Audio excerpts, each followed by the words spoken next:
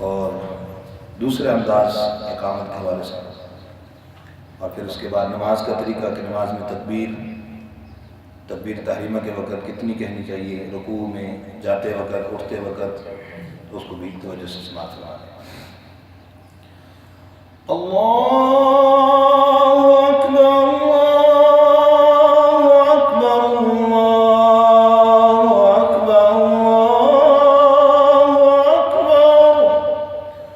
अशहदु अन ला इलाहा इल्लल्लाह, अशहदु अन ला इलाहा इल्लल्लाह,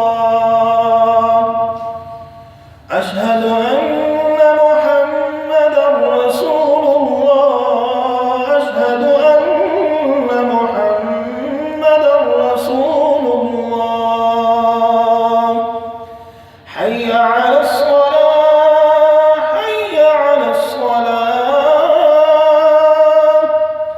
हय्या अलल फलाह, हय्या अलल फलाह।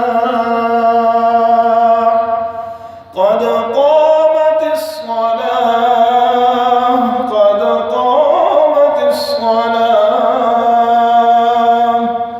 अल्लाहु अकबर, अल्लाहु अकबर, ला इलाहा इल्लल्लाह।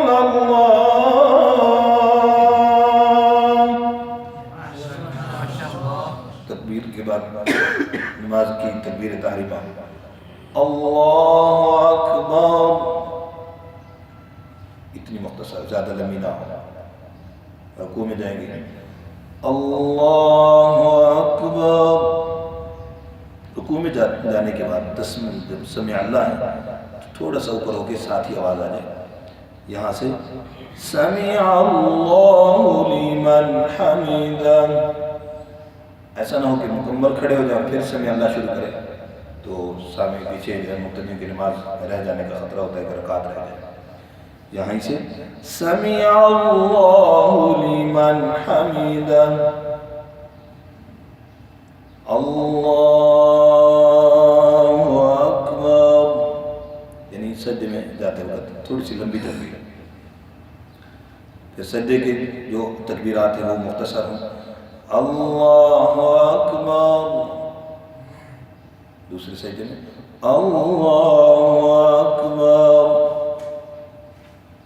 अब जब उठेंगे तो चूंकि ऊपर खड़ा होना है क़याम के लिए, तो तकबीर लंबी होगी, अल्लाहु अकबर। ठीक है, इन चीज़ों का ख्याल रखना है। तो इस तरीके से फिर सलाम में भी इख्तियार के ज़्यादा लंबा ना हो। अस्सलामु अलैकुम व रहमतुल्लाह, अस्सलामु अलैकुम व रहमतुल्लाह। जज़ाकुमुल्लाह खैर।